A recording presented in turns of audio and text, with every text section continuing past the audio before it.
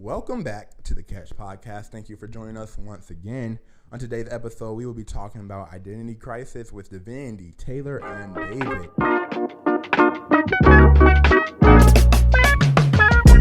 So, what is identity crisis, or maybe just what is identity? Somebody define it. So I actually had this written down in my notebook for Oh, this perfect. episode. There you go. Go ahead. The definition of an identity crisis is defined as a period of uncertainty or confusion in a person's life. The crisis occurs when a person's sense of identity becomes insecure and unstable. That's nice. Deep. So when it comes to that, can identity crisis be good and bad, or is it always bad? Is it always good? Maybe let's talk about it.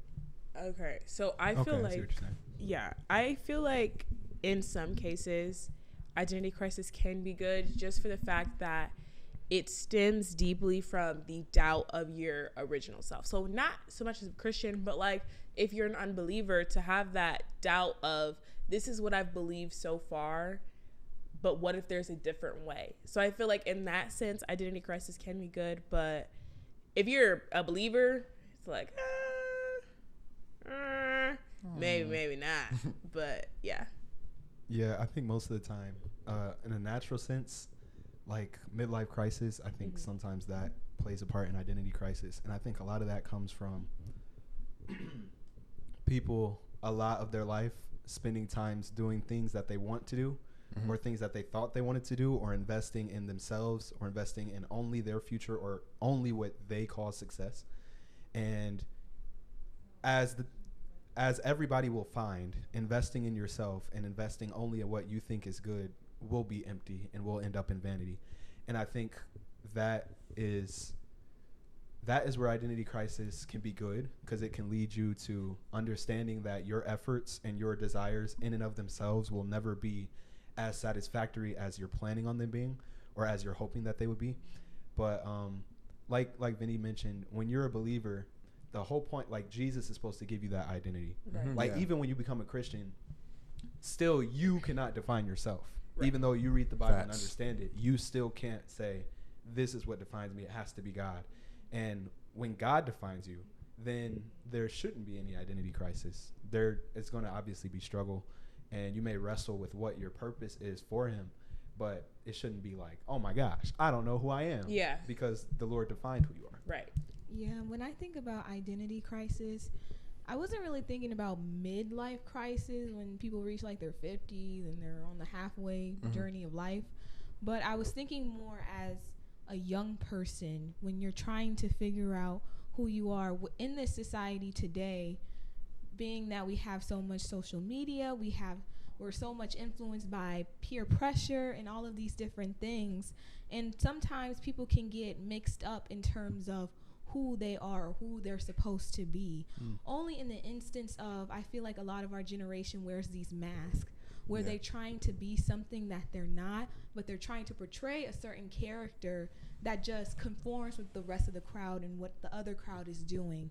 And so when I think about an identity crisis, this is a verse that I thought in my mind when it came to like identity. And it's Matthew 10:39. And I had to do in like the Passion Translation, because I feel like the Passion Translation kind of incorporates some of the Greek words and the Greek meaning and what the words are saying. And it's this verse. It says, those who cling to their lies will give up true life, but those who let go of their lives for my sake and surrender it all to me will discover true life.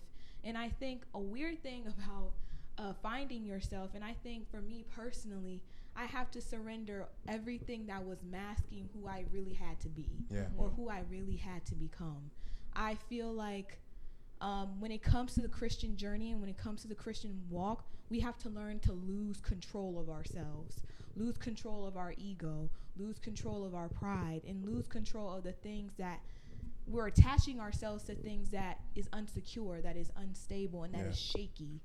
And so when you secure yourself, or you find yourself through God, when you lose your life in this world and you gain your life through Christ, not only do you get to know who Christ is, but you get to know who you are in addition. Right. And so I feel like identity really, like David said and like the others, it really does have to come from God. Yeah. So what would you tell a person who is dealing with identity crisis when it comes to people around them? Like, they're not even trying to be themselves. They're trying to be someone else. So how would you deal with that type of person? Like, they fall into that comparison game, or a comparison trap, actually, and it doesn't allow them to be themselves. So what would you tell someone who struggles with that? I feel like the thing about being just a young person in general, your life that you think and your identity that you think you're supposed to have falls into so many different categories, because you have the version of you that your parents want you to be, and you keep that in mind, and then you have the version of you that your friends want you to be, and you have your version of you that you think you want you to be. And none of that equates to the real you, because in the end, it's not you, because you're trying to form and shift yourself into something that you were never called to be. And I feel like, to answer that question, the first thing that I always do whenever I'm like, man, I don't really understand, like, why do I do this? Why am I the way I am? I have to go to prayer in it, because it's just like, I agree. where am I if not with God? You know what I mean? Yeah. Like, what is my identity if it falls directly in people who are just as confused as I am? Mm-hmm. You know what I mean? Yeah. Oh, I thought you were saying I didn't know. Yeah. So a verse that came to mind was Ephesians 2:10. KJV says, "For we are his workmanship, created in Christ Jesus unto good works, which God hath before ordained that we should walk in them." And that created in Christ Jesus unto good works, I guess that you could say that is a part that summarizes identity. And anytime you try to step outside of that, anytime you try to step outside of being a reflection of Christ and doing what he's called and chosen us to do, which he's explained to us in his word, then that's when we're going to have that identity issue. Yeah, I think the main example that I came up with in my mind was the story of Jacob. And it's such a peculiar story, because I feel like Jacob had an identity crisis. Yeah. Literally, when I was reading my word this morning, I said, let me get some background information on Jacob and Esau. Of course, there were twins. And I feel like in a modern day sense, we learned that with twins, they kind of have a hard time in terms of finding individuality. Right. They have a hard time in terms of finding their identity, just for the fact that they look like the same person. Yeah. And a lot of times people are just like, oh, they're just the same personality and whatnot. But Jacob had an identity crisis. In the Bible, how he described Jacob, of course, they describe Esau as a very hairy man. And not only just a hairy man, but the Bible talks about how he was a cunning hunter and he was a man of the field. While with Jacob, literally the Bible said word for word in KJV, they said Jacob was just a plain man. He was a plain man. And so with that, it's like, with that identity, and of course Jacob meaning a trickster, a deceiver, and of course we see through his life where he has tricked his brother Esau into getting his birthright, even though Esau had despised his birthright from the very beginning and sold it for a pot of stew. But we see how much of a wrestle Jacob had with his identity, that when in later chapters in his life he would see and actually let me make this point of when he had a dream of when God had showed him something in his dream where it was a ladder of angels descending upon a ladder and ascending. And I like how with Jacob, how God comes to him like, I'm the God of Abraham, your grandfather. I'm the God of Isaac, your father. And that's how God introduces himself to Jacob in that sort of type of way. And I found that very interesting, because I feel like as church kids growing up in church, we really base our identity, like Vinny said, on our parents. Yeah. And they expect us to get into Christianity. They expect us to cultivate a relationship with ourselves. And yet, of course, God was introduced to us through our parents. But there comes a time in life where you can feel like you're bare minimum for so long that when God reveals himself to you, he'll show that there's more to him than you actually thought. Yeah. Like he can use you like he used his grandfather Abraham and used his father Isaac. And so I just found that very intriguing in that sort of type of way. And then of course we know the wrestle between Jacob and God and the angel. And just with that, you see how much of a wrestle in terms of there comes a time in life, if you really want to find an identity in Christ, you have to be real. Yeah. You have to be sincere. You have to be like, God, I really came to the point where I really just need you. Like, I cannot let you go until you bless me. And so, yeah, I would say that. I don't remember. I don't know if I answered the question, but. I don't remember the question. Neither do I. What would you say to someone who was struggling with an identity crisis? Who was trying to be like those around? It was something about being like those around them. True, yeah. Not true. Oh, I got some. I would say find peace in being misunderstood and find peace in being different. Because, okay, so when I was growing up, that used to be like, I would always want to explain things. Not because I wanted them to accept me, but I just wanted people to understand. It's like, okay, well, don't think that. Think this after I explain it. But the Lord had to really help me with having peace and having comfort. And if he's the only one that understands you sometimes, that's cool. Or if he's the only one that you can actually like be yourself around, it's okay. So that's what I would tell somebody. Nice. Yeah.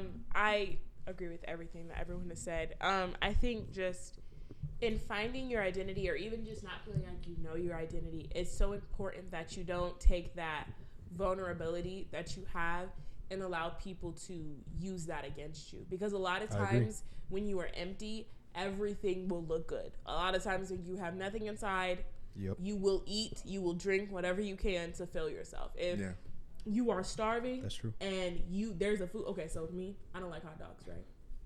Never have, never will. But if I was starving and I needed food, I would eat a hot dog because I need food. That'll give me substance. So I say that to say that not everything that can give you substance will sustain you in the long run.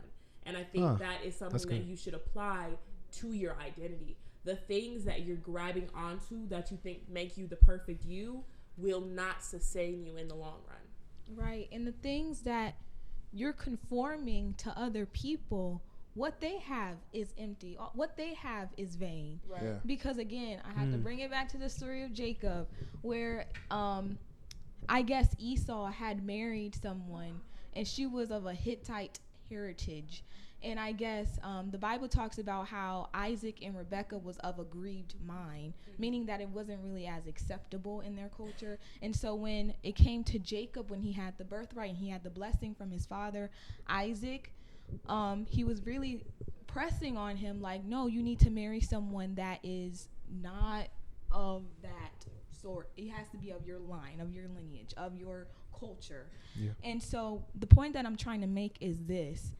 What we aspire to be when it comes to other people, we don't realize that the things that they have has nothing to compare to what God can give us. Like he make it rich and he added much. I mean, no sorrow. Lord have mercy, help my mind today. But he adds no sorrow to it, and so you don't ever have to feel like, man, when you're in your identity in Christ, like, man, what these people have, it seems like they're getting everything that they ever wanted and what they ever dreamed of. But with me, why is it coming so slowly? And that's because God is making you. God is preparing you. And sometimes with that waiting process, sometimes the wait is even greater with the blessing that comes with the great amount of weight that you're able to, wait on. And so, Okay. Well, I have. Oh, you got something to say? No, I was just repeating her. I have one more question that I just thought about before we end off. Is there a difference between an identity in Christ and being Christlike? Is there a difference between those two, or are they the same? Having an identity in Christ. Having an identity in Christ or being Christlike, are they the same or are they somewhat different? I think one is like the verb to the noun. like having an identity in Christ is the noun, but like being Christ-like is the verb that comes after it.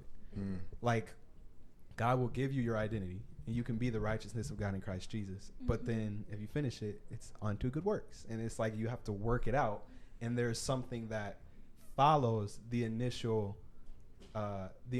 giving of identity. I would say, you said having an identity in Christ. I would say that for that, you know how like everybody's like, I'll say like this. I feel like you can have an identity in Christ and not be Christ-like, but you can't be Christ-like and have an identity in Christ. Just flow with me here. Okay. Just flow with me here. Okay.